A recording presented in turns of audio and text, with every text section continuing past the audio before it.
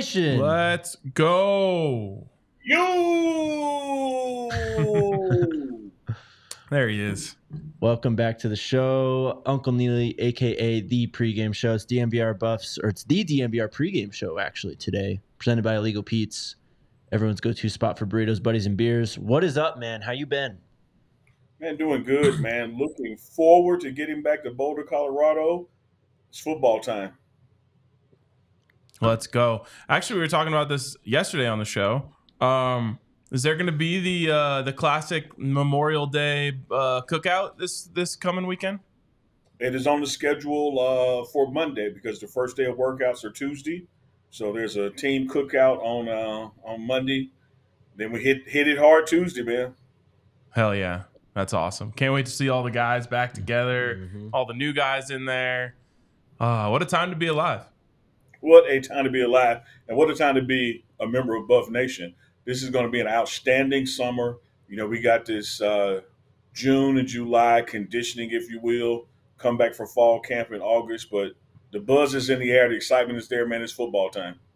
Oh, definitely. You can feel the momentum that this program has right now and how it's honestly kind of reaching an all-time high in terms of recruiting momentum, what they have in the building in terms of the players they have and that momentum. The coaches, they feel good about where they're at. I'm sure you're going to be very, very busy this weekend. I feel good about where you guys are at. I like the studio. I like, instead of being spread out across two chairs and a couch, you guys are right there shoulder to shoulder. I can't wait to be right where that bookshelf is right between you guys, man. Plenty of room for you right here. Yep, exactly. You know what? That's the problem. We don't need plenty of room. We need it to be tight. We need to be let's go shoulder to shoulder like the Buff motto is, and let's get the damn thing done shoulder to shoulder. But you're right, Jake, you're right. A lot of excitement, man. That first week, the returning players get going Tuesday and Wednesday. The new guys, when they're there, but they do their physicals and that kind of thing on that Thursday, and then they join in the process. You look at what's happening with this program, from the announcements of season tickets being sold out already to the GPA stuff that's happening off the field. I don't know why the naysayers keep naying.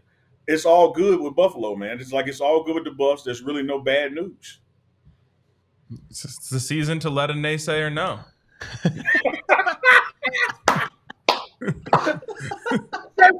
Shirt that. Oh, my God. I just got to go on the shirt. I need a 3X now, man. I got it. I think Jalen Miller already has that market cornered, but we can get you one of his. That was so good. Different vibe when we rock it. No doubt. I like it. All right. We'll get into Juju. There's been a lot going on there. I'm interested to hear what you have to say about that. But we're going to start today. We talk about a lot of guys, a lot of players on this football team, some more than others, and some are deserving of it. But who are the guys that we are not talking about enough? Who needs more shine? We're going to go through 5 of them. Let's talk it out. Who's the first guy you got? Oh, wow, man. First of all, hell of a concept for a segment. Whether it is DNVR or the pregame show, well off me to reach the people. We do an outstanding job, if I can pat ourselves on the back, about really highlighting players and spreading the shine so everybody gets their time in the sun that's deserving. But having said that, there are some guys I think that not necessarily under the radar, but because of so much attention with people coming in, that we kind of focused on them and not so much we got. I'm going to tell you one starting off that we don't talk about enough, and that's Mark Vassett on special teams. We talk about the potential of next year's pro day and who's going to be playing on Sunday in the NFL. When you look at what we do and being able to flip field position and make people have to drive the ball further than they're used to in their previous games, Mark Vassett is a beast at ball placement. I don't think he gets talked about enough. I think I'm going to start calling you Special Teams Neely. No one respects special teams like Neely. Giving out a Vassett Player of the Day and all that stuff. Yep. I will accept that, man, because here's what I think is lost in the equation. 33, 33, 33. Special teams is a third of the game, man, just like the other two are. And if we were effing up on special teams, believe me, people will be talking about it. Yep. It's because it has been holding its own. And we did a poor job last year of playing complementary football where we have the defense do well for the offense, or special teams do well for the defense, or the defense take advantage of the special teams, excellent play and give it up on a big run.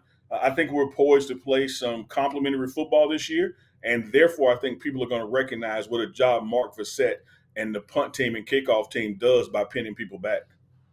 I mean, it's a huge part of the game, and I think you said it best. Like, no one wants to talk about it when it's good. I think when you have great or elite special teams, it gets noticed, and especially if you have below average or bad special teams, then it really becomes a topic.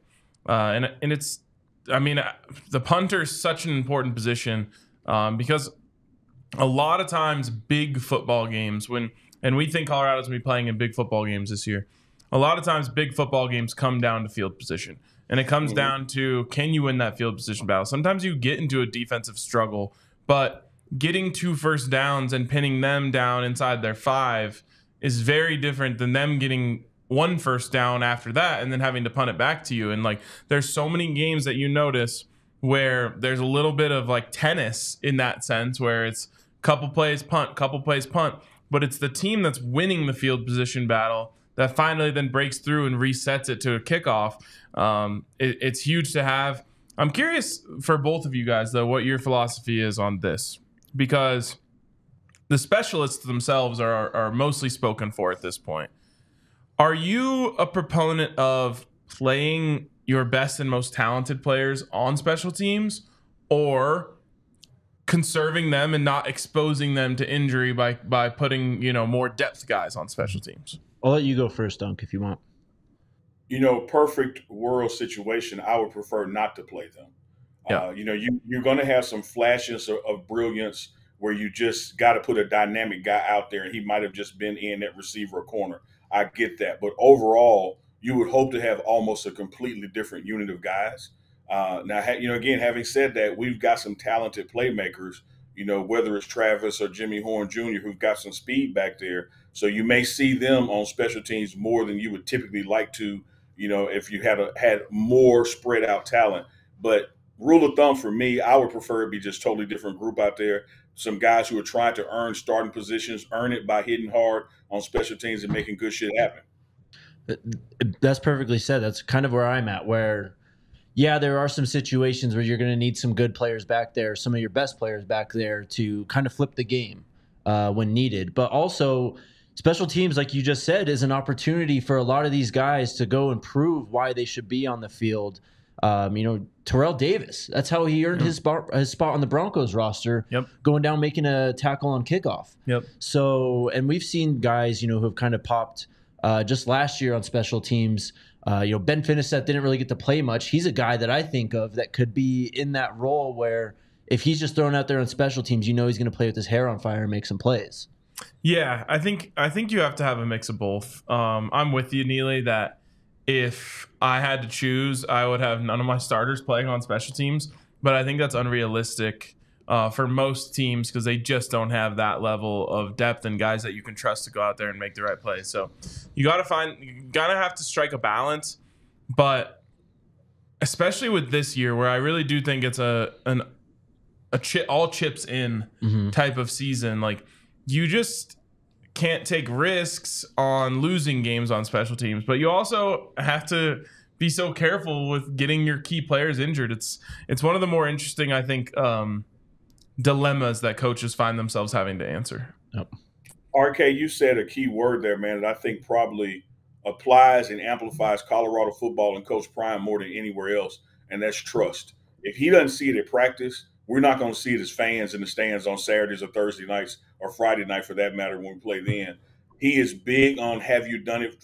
Have you done it at practice? Have you done it lately? Then we'll see it in the game. So I think part of our components of special teams, you talk about being hungry, Jake, you got to show it at practice. Fly down that field, make something happen at practice, and you're going to get that opportunity in the game. If we don't see it at practice, if Coach Prime doesn't see it at practice, you're going to see the guys that you trust out there on special teams, and that's going to be somebody who just played, in the other unit.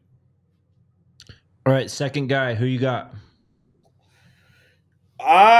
With special teams now, I'm going to go defense. Now, this guy, don't get me wrong, fans out there. I know we talk about him, but the whole thing was, who do we not talk about enough? I'm going to go with Cameron Silman Craig, man. I think wait. Before you do that, Cam said we're not allowed to talk about him anymore. That's why we don't talk about him enough. All right. Well, no, okay. I'm just kidding. We can cook on. Well, I will use my appeal card, and I'll just do the talking on him. I think this guy, the way he approaches as a student athlete, when a meeting starts at 6 a.m., he's in his chair at 5:45. He's the last one to leave film sessions. He watches more film than anybody. The work ethic he puts in the weight room, the questions he's asking Coach Livingston, you name it, man. He is just soaking up all the knowledge he can. And then it applies on the field, the dog in him when he gets that opportunity, and especially being out there calling the defense when he's doing that. And so he's a guy that can play just about every down out there all day long. And like we just talked about, go to special teams. I think Cameron is going to be one of those guys that plays on Sundays. I think that people look at his size and underestimate him, but the beast that's within him, the dog that's in him, his tenacity, he loves making a hit. Shiloh gets a lot of the talk about Headache Gang CEO, but when you look at just that form tackling, making a hit, reading and reacting well, man, Cameron Silman Craig does not get enough shine, even though we don't talk about him because we didn't talk about him, and he said don't talk about him. The world needs to be talking about him. Yeah, I mean, I'm going to talk about him against his wishes. We talk about just now the word trust. And trust is not just about, can I trust you to make a play? There's so much that goes into it. It's, can I trust you to show up on time? Can I trust you to bring a good attitude every day? Can I trust you to encourage your teammates? Can I trust you to bounce back from a bad play after you had one and have a good play and keep your head on straight? Can I trust you to keep your cool on the field if something goes awry? I mean, there's 100 things a coach needs to trust a player on, and I don't know how many guys actually check all 100 boxes when it comes to, can I trust you? Can I trust you to know the scheme? Can I trust you to tell it to your teammate? I think he might check every single trust box. And with that, you talk about trust. I think accountability is a big part of that too. Yep. And I think Cam is one of the most accountable people on the roster. And with that, I think he holds his teammates accountable too. He knows what the standard is in the program. He's been one of those guys with Coach Prime since he first got to Jackson, So he truly gets what this program is about, what the coaches are expecting out of him, his teammates, just on a day-to-day basis. And really, I think we saw what Cam was all about in the first 2 weeks of the season last year. He doesn't play in TCU. He spoke about that, how that kind of motivated him. He goes out in the Nebraska game, thrust into that starting role when Slusher was out. He gets I think a forced fumble and a pick in that game. Well, and he made a tackle on the first 2 plays of the game. Yeah, I mean, he truly let that. What he told us was, I had to look in the mirror at that point and say, I never want to feel this feeling again. Yep, that's accountability. That's all the above when it comes to what Coach Prime expects out of his players. Woo! You nailed it. That was it, man. Trust and accountability. I love it. He's that guy. I don't think he gets talked about enough. Nobody tell Cam we talked about him. Yeah, no one tell him. Don't share him. Don't share this with him. All right, let's take a break. We'll hit the other side of this right when we get through this. Shout out to Lavello Construction. They came out and hung out with us for the spring game, and they're known for kind of building it up brick by brick. What Coach Prime likes to do here at Colorado. Love it. Lavello Construction is women-owned and have experience working as insurance adjusters, so who better to understand the process? They specialize in all things roofs, gutters, siding, and paint for your home here on the Front Range, and you know exactly where the Front Range is, right, Unc? I'm a Front Range expert. If you get lost, call me. I will let you know if you're on the Front Range or not. It is hail season out here in Colorado. So if your roof or gutters need attending to, hit up our friends at Lavello Construction. With Lavello Construction by your side, you can rest easy knowing that seasoned professionals are championing your cause. Let them help you rebuild and restore your home with confidence. Don't wait. Reach out to Lavello Construction today. You can scan that QR code on the screen or call 303-578-8551. 303-578-8551, and tackle those claims together, Sko Buffs.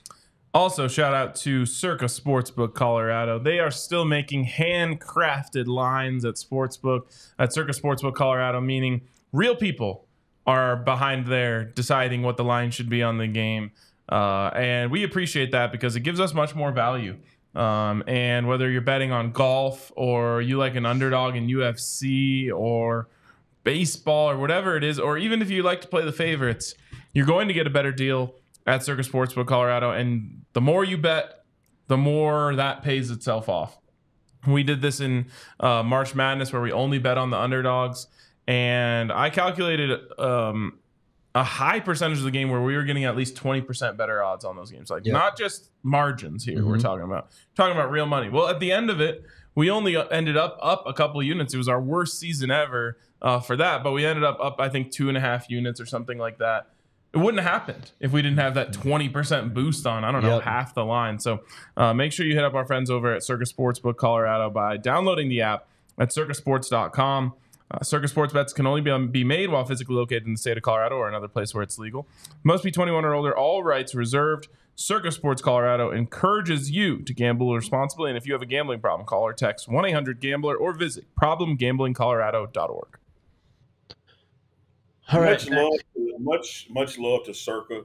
You know, I got to tell you, I miss the Colorado weather. I miss Chef Carl Solomon, but I also miss more than anything being able to bet from my phone. Yeah. Cannot wait to be back there. Shout out to Circa because Mississippi is one of those states that you mentioned by not mentioning RK.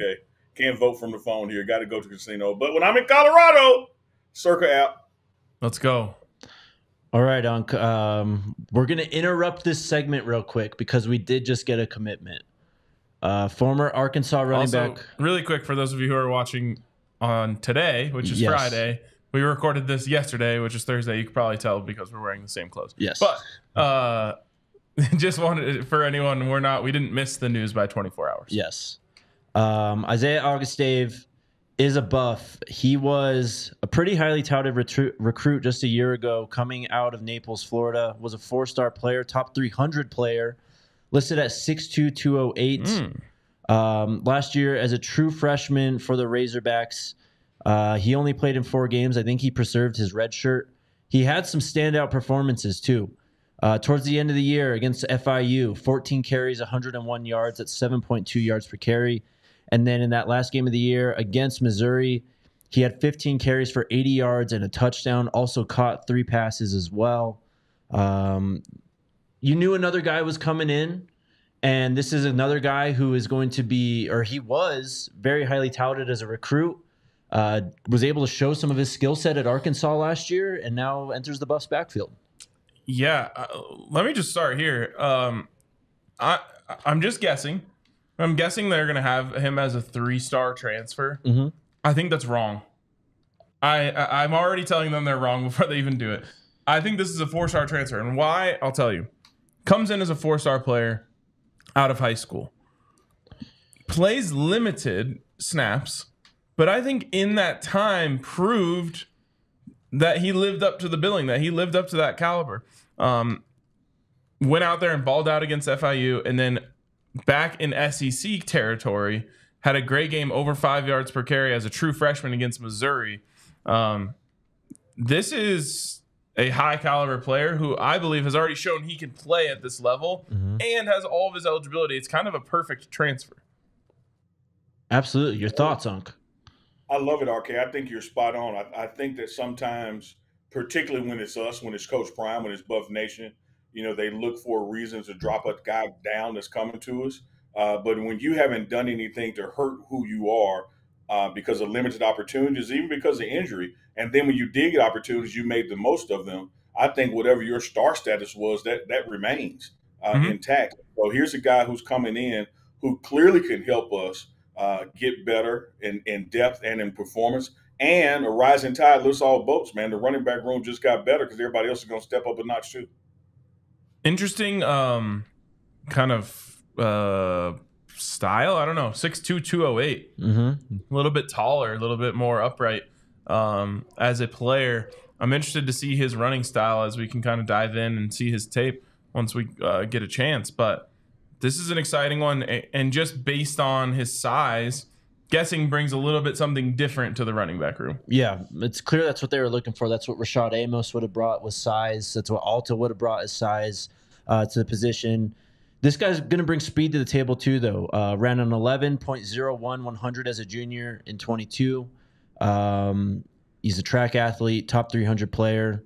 And he was recruited by everyone, man. Arkansas, of course, Florida State, Indiana, Maryland, Oklahoma State, Mizzou, Tennessee, Utah, and many, many others. Let's go. Let's go. Love it. Love it. All right, Unc. Your third player who needs more buzz that we aren't talking about enough. All right, so this one kind of has an asterisk by it because I understand why we haven't been talking about him enough. And by we, I mean the fans out there. We talk about all the players. This guy had a little injury issue, and so that took away some of the need to discuss him. But we really should be discussing right now going forward, because we haven't discussed it enough this spring, is the impact that Carter Stoudemire is going to have for this defense. When you look at his skill set, you look at his size, the genetics. Dad played in the NFL. The tutelage that he has with Coach Prime and also with Coach Kevin Mathis, the impact that this guy can have on defense. And to give you an example of it, you saw some of it potentially even in the spring when you're able to move Travis down and let him check the slot and do creative things with Travis, because now you got corners you can trust because you upgraded the room. A healthy Carter Stoudemire makes this team so much better with the ability factor and the trust factor in the secondary. We need to be talking about him more this past spring and this summer, because he's going to have an impact this fall. Perfectly said. I think that's one thing we've learned from Coach Livingston since he's gotten here is the secondary is about versatility. And it's about getting your best 5 guys back there on the field at a certain time. We saw the trust that this staff had, or Coach Prime at least had, in Carter last year with the amount of playing time he got as a true freshman. And I really think, I love that you brought him up, because I think he's not talked about for a few reasons, because he didn't play well because he was hurt at times last year. And that really affected people's perception of him. And so I'm really excited to see him bounce back this season. Absolutely. And I think that one of the great things about Coach Livingston's defense is he's going to ask guys to do what they're good at and put them in situations where that can be accentuated. I know some people like roll their eyes when I talk about Madden, but on my Madden team, I have Jack Campbell. Great linebacker. He's like super devved up in the game. He's 6'5", 250 pounds. And in a game, I kept on having him in man on the running back. He kept getting cooked.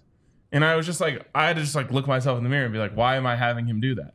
He's not supposed to do that. So, I took him out. I put a sub linebacker in, which essentially was, a safety.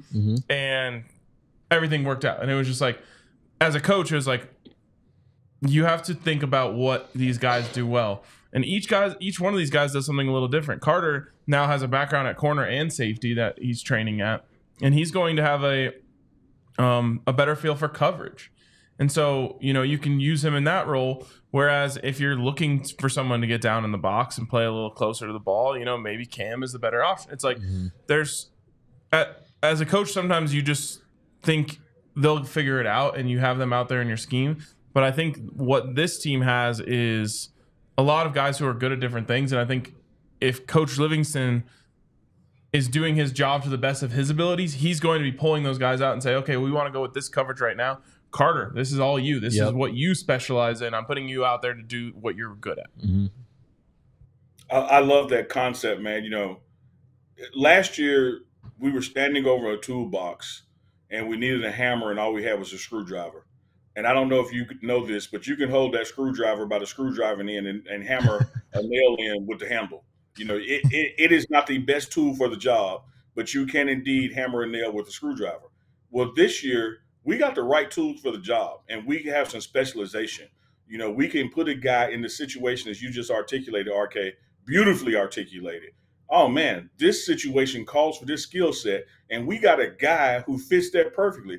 Get your ass out there.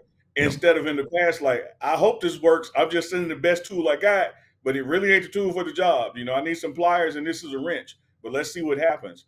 Totally different structure, thought process, coaching style, talent style now with the depth. That's why, I got to say Carter is a guy that needs to be talked about more.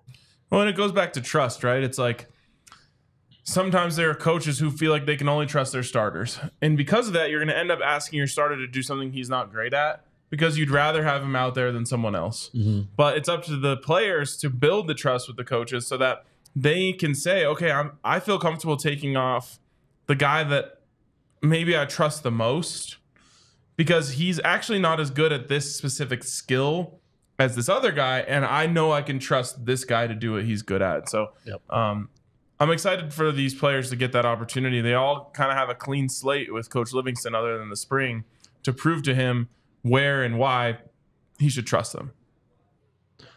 Next guy, Uncle, you got? Oh, man. It's getting a little thicker, getting a little more thought process to it, wading into some territory where these are some guys that we probably have talked about. But again, we're talking about who do we need to talk about more because we didn't talk about them enough. I'm going to go with Preston Hodge, man. Mm-hmm. I'm going to go defense again because the plays I saw, let me preface this. Because, again, coming from Coach Prime's mantra, if I don't see it in practice, I don't believe I'm going to see it in the game. And the things I have seen Preston Hodge do in spring practice, whether it was the player-led practice or the coach-led practice, this guy is a playmaker, man. He finds the ball and he does something with it when he gets it. I can't wait for Buff Nation to see this guy in real-time live action this fall. I think he's one of those guys that came to this program and immediately uplifted the room with his experience and his thought process and ability. Preston Hodge isn't talked about enough. I mean, we saw it in the spring game. I think he had 2 passes broken up. He was sticky in coverage. He was able to get in position and make plays on the football. The guy proved it at Liberty last year. Yeah. He's just going to have an elevated stage, an elevated platform this season to prove that he's just the player that he's been, really. Yep. I would be interested, if/when we get him on, if he kind of has that same feeling that Nakai Hill-Green has, which is, I know I'm one of the best. I just need the platform to prove it, and that's why I came to Colorado. Yep. And there's a lot of guys who are like that, and I'm super excited for them because they're going to get that opportunity. Mm-hmm. The first time they set foot on the field and put that uniform on and run out behind Ralphie, the entire country is going to be watching them. Yep. And they're going to get a chance to put on display what they are so confident in, what they believe in. One little note about Preston is we had him at our table when we went to the primetime elite dinner. He's not big in size, but he kind of is in stature. Mm-hmm. I was surprised by his shoulder width. Yeah, he's broad. And that makes you understand why he works so well in the slot. Mm-hmm. Because he has the quickness that you need to play inside there, but also you have to be able to take on a blocker once in a while. You have to be able to shed a block and go get something done in the run game. He kind of has the perfect size for it. Mm-hmm. I love that. I was just gonna say, kind of reminds me of Chris Harris Jr. a little bit. Yeah, nice from that perspective.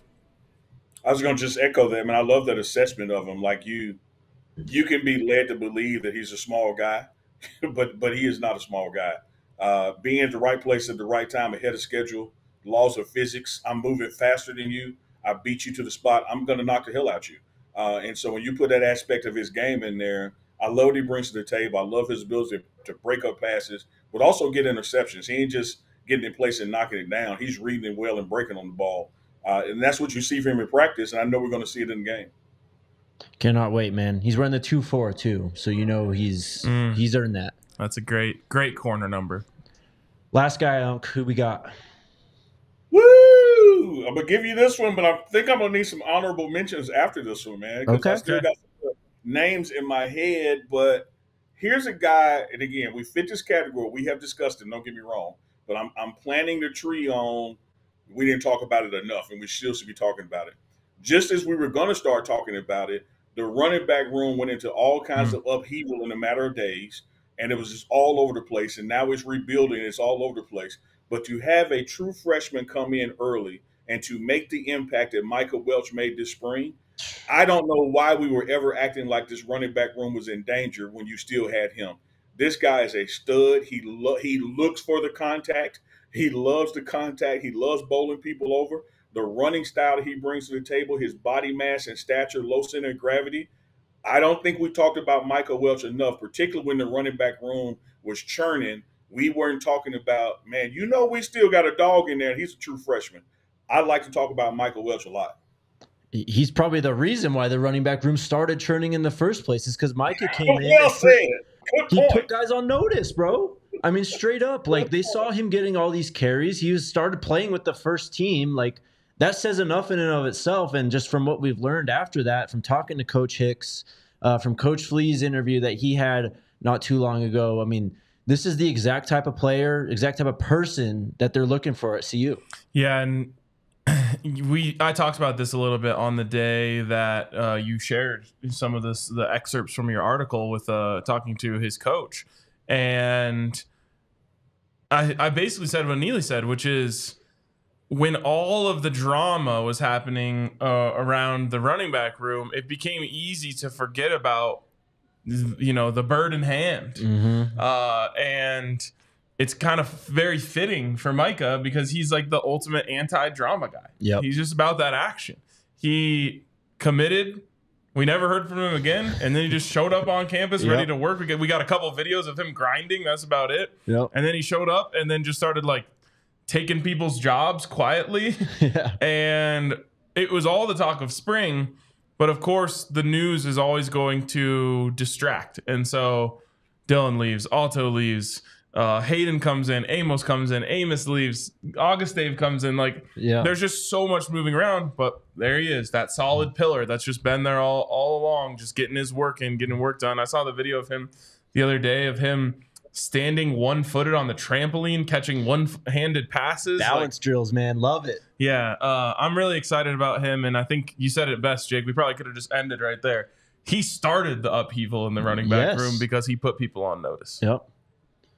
Yeah, man. He absolutely did start. As a matter of fact, Jake, the reason I bust out laughing when you said it, one of the last times I saw him before we were leaving for the spring, I walked by him in the hallway and I said, this is all your fault, right?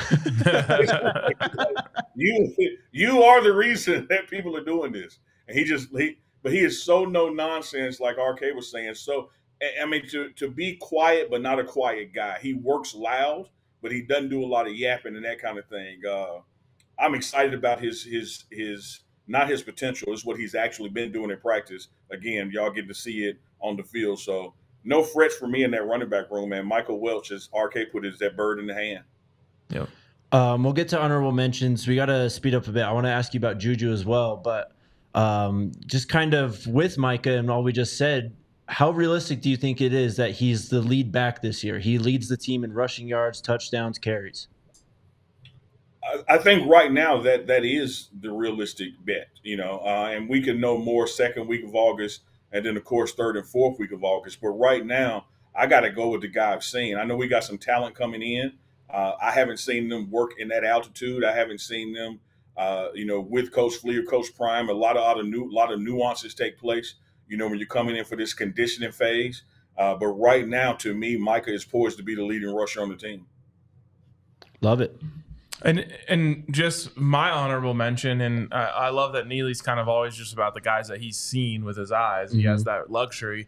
I think Dallin Hayden maybe hasn't gotten enough for the same reasons I just talked about, of there's so much movement that it's just easy to forget about the guy who came in, committed, and also kind of helped start the wheels turning here in this running back room. But, man, you go back and watch some of those clips of him playing at Ohio State. He runs with purpose. Yeah. He committed, and then it was right after that, literally maybe an hour after that, Dylan enters the portal. So it got kind of overshadowed by all the traffic in and out. Do you have any honorable mentions, bro? That was one of them. So thank you. Okay. Sorry. My other honorable mention was a duo from the offensive line. We keep on talking about this upgraded offensive line. Particularly, we talk a lot about Khalil Benson and Jordan Seaton, as we should.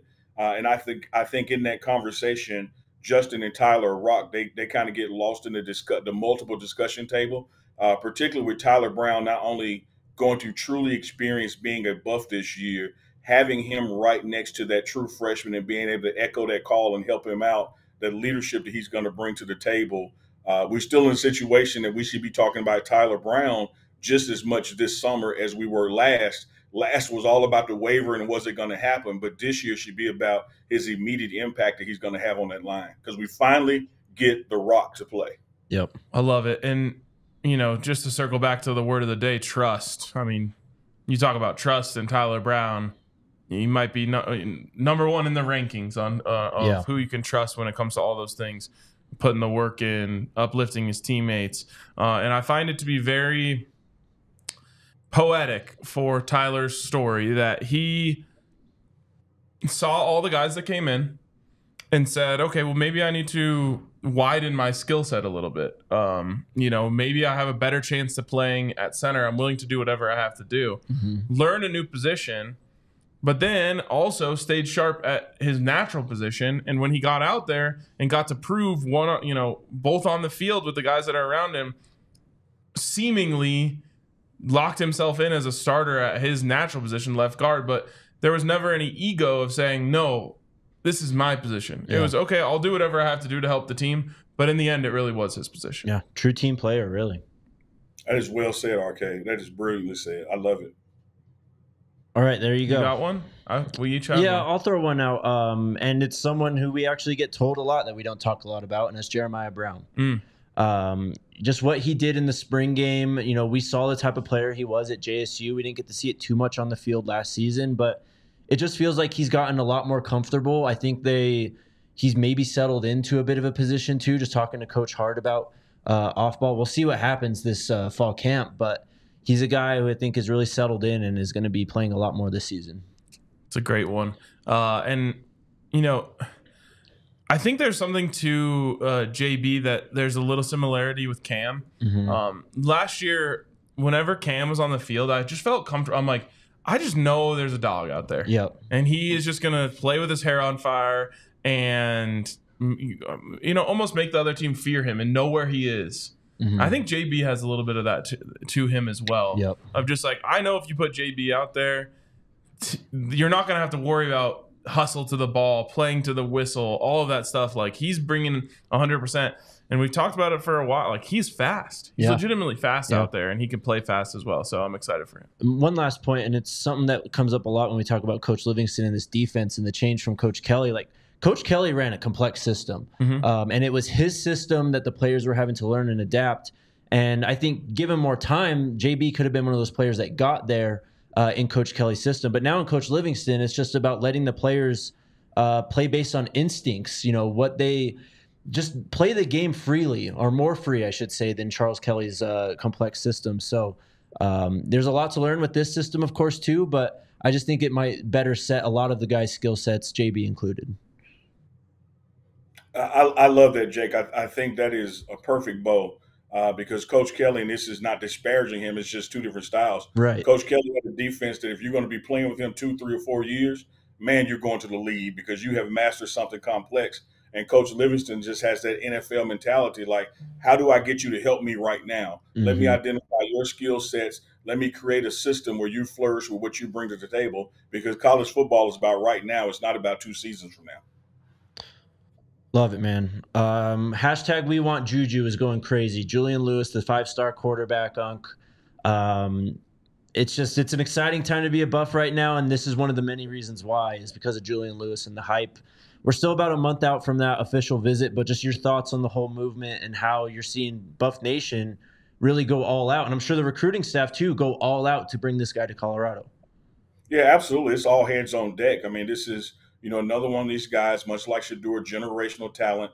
This kind of guy that can help you immediately doesn't just happen every 3 or 4 weeks in college football. So you got to go after him. And his interest in us is high. He's coming to visit. We love when people come visit. Boulder in Colorado is a beautiful, beautiful place. People get to experience and see the amount, or whether it's not like they say it is. And it is beautiful here, and there's nightlife here, and there's restaurants, everything that you want from a college experience. So I think when he gets that visit, the needle's going to point up even more. I would also say this: there's probably not a better program in college football in 2024 that if you're coming in as a quarterback that are going to have more eyes on it right now than Shedeur Sanders, and thereby more eyes on who the heir apparent is for Shedeur Sanders. So if you wanted to inherit some reins, you want to inherit a huddle and a locker room, what better place for you than Colorado to hit the ground running, and the nation is once again watching to see what that guy did that replaced the #1 draft pick going into this year. So I love the way it's set up. I think Juju brings everything to the table we need and beyond. What a wonderful day it would be. So Buff Nation, stay on them. Keep the tweets going. Keep the hashtags fired up. It all matters in recruiting. Yep.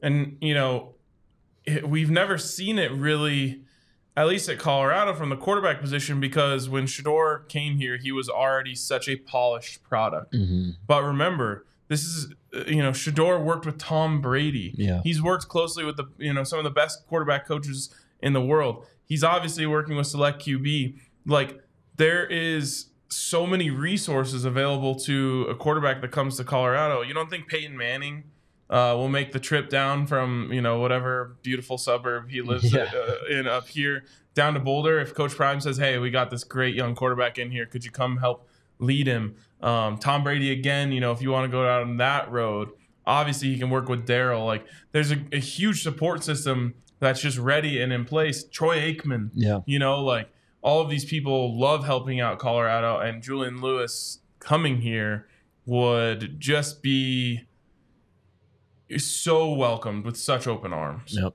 We didn't talk about this on yesterday's show when we were catching you up, but did you see DC out there at the Elite 11 with him? So when he was supposed to come for the spring game, he wanted to come for the spring game, couldn't because was doing Elite 11 stuff. By the way, he's been named a finalist for that also. Nice. But DC was out there. Oh. Yeah. Love it. Love it. Yeah, he sure was. And to Buff Nation out there, let this be an extra motivation to support that alliance and what we're trying to do with the collective. You have never seen a better example of making it matter than this. We have to be able to be competitive. We have to be able to recruit the best, and that takes supports from our foundation and our collective funds coming in with the alliance. So if you ever needed motivation to hit that direct deposit or cash app to the alliance, let this be it. Well, absolutely. And I always say this with caution because I don't want anyone to think this means you shouldn't donate to the alliance, because you absolutely should. But the beautiful thing about what is the opportunity at Colorado is it's so much bigger than the collective. Mm-hmm. Any school can, hit up a lot of schools can hit up their big donor and say, we really need this player. Can you get us $1 million or whatever it is? And they can get it. But then that's it. Yep. When you come to Colorado, and like the term I've been using over and over with Juju, when you come to Colorado and become an instant superstar, there is a different level of NIL deal that really less than 10 players in the country are getting. Mm-hmm. But two of them are Shedeur Sanders and Travis Hunter. And, Jordan Seaton might be next in line when it comes to getting those. But the quarterback obviously sells at a different level. Maybe Mercedes wants to keep the quarterback of Colorado Gatorade on there. Maybe Gatorade wants to keep the quarterback of Colorado on their roster. Yep. Whatever it is, like, you're going to be exposed to brands that not only give you a different level of money than any collective is giving out, except for maybe Florida is lying about giving out that kind of money. But you're going to be also engaged in partnerships that will last you far beyond your college days. Mm-hmm. Like those deals that Shedeur has will carry over to the NFL as long as, those guys want to buck up. He's the highest paid NIL player, and that's not from the collective. These are all these opportunities you just spoke about. And once he leaves, the void is right there for you to take. There's no collective that has Mercedes money. Right. What he said. What he said. All right, let's get to questions. We got a few from yesterday from the chat. So when you're ready, Alyssa, go ahead and throw them up. Who's first? We got Nicholas. He wants to know from you, Unc, what growth have you seen from the defensive line so far? Man. So I'm not hesitating on what I'm about to say because I'm going to say it, but I want the narrative to be framed right. Because sometimes when you say you like pizza, someone says, oh, man, so you don't like chicken? We're not talking about what we don't like. We're talking about what we like. The biggest difference I see in the D-line right now and say this time a year ago is that want to factor. What do you mean want to, Neely? these guys want to play for D. Lou. They want to play for Warren Sapp. They want to play for Coach Prime. They want to play for Robert Livingston. I mean, they are willing to turn on a fan, take the grate off, and put their face in it. You know, you talk about guys who are ready to run through a wall through their coaches, and that's just an energy level that you didn't see this time last year. So if you ask me what growth I've seen, the growth in wanting to perform for your particular position, coaches, off the charts with that D-line this year. Love it, man. That's huge. What's next? Heaven's Demon asks, any certain positions you're excited to see people compete for? Some positions are stacked.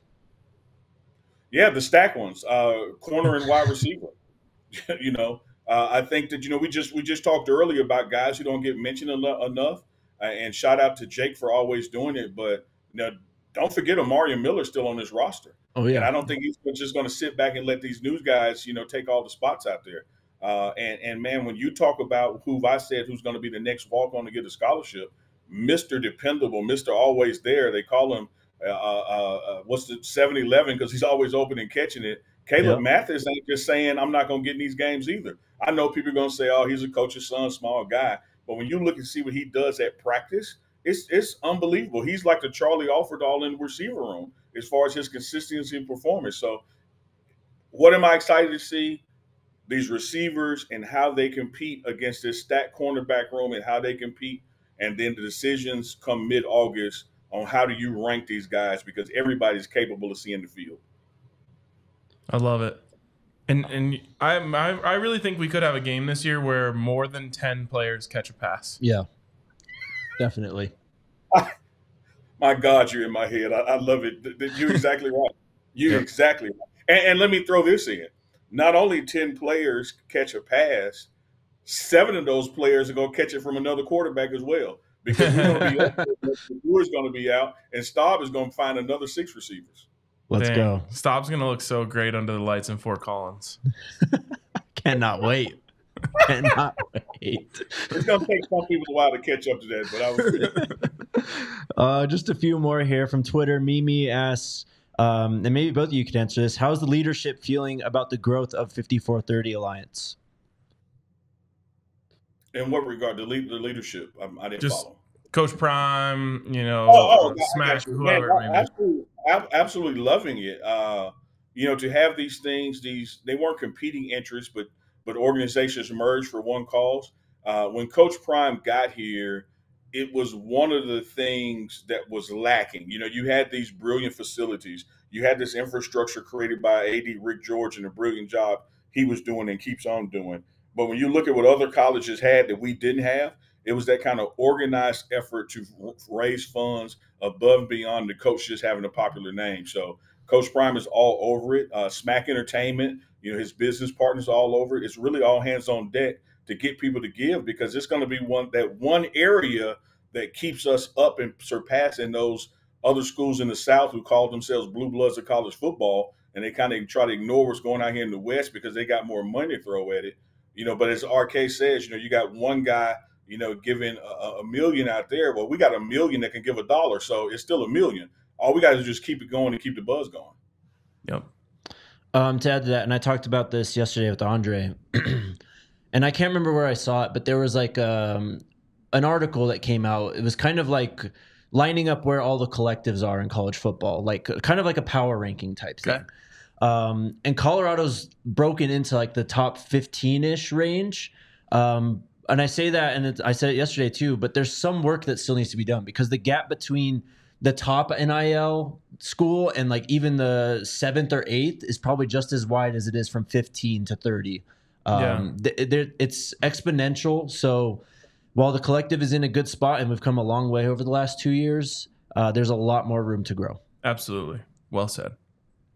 Yeah, I love that disparity, calling on that, because it's one thing to celebrate us being in the top 15, because 18 months ago we weren't in the top nothing. Yeah. But you have to look at those gaps, and I would challenge, you know, folks out there to, particularly Colorado alums, you know, who know people who are on the board of regents and that kind of thing.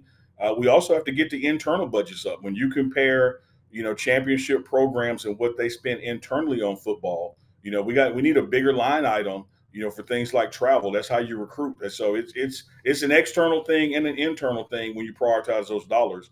But I really do believe, y'all, that the silver bullet to all this is winning. And when this team is 1-0, 2-0, 3-0, 4-0, 5-0, the things we're talking about right now are going to start solving themselves because everybody loves a winner and people want to give to winners. Winning cures everything. Last one I've got, Unc. Hawkeye on Twitter asked, can we get a schedule prediction now with the new roster additions? Yeah, we'll get to that here in the near future. But also he asked, are we looking to add another safety for depth? And I feel like we're pretty good at safety at this point. I'm just curious what you think about that. Yeah, I agree with that. Anything can happen. The portal has a deadline to entry. It doesn't have a deadline to exit. And so, you got all the way to when school gets ready to start where players can come in. But I think safety from a talent standpoint, depth standpoint, and the cerebral standpoint, I think if there's any place where we're strong, it is that position. Agreed. All right. Anything else? I'm good. All right, man, just I miss you guys, and I can't wait till next week. I get to touch on you. Yeah, man. Can't wait to see you down back here. We got some cool stuff that we're planning out. And, yeah, just really looking forward to having you back here and getting this thing rolling again, man. It's time. Yeah, and my edibles, my in-studio edibles. I will get you some dialed-in gummies. Trust me, I got you. And to everyone, enjoy your weekend. Happy Memorial Day. Yep. We'll catch you on the other side. Yeah, we will be back on Tuesday. We are off on Monday, so we'll see you then. Enjoy the weekend. We'll see you soon. Sko Buffs. Sko Buffs. Buffs. We all silly like the mayor.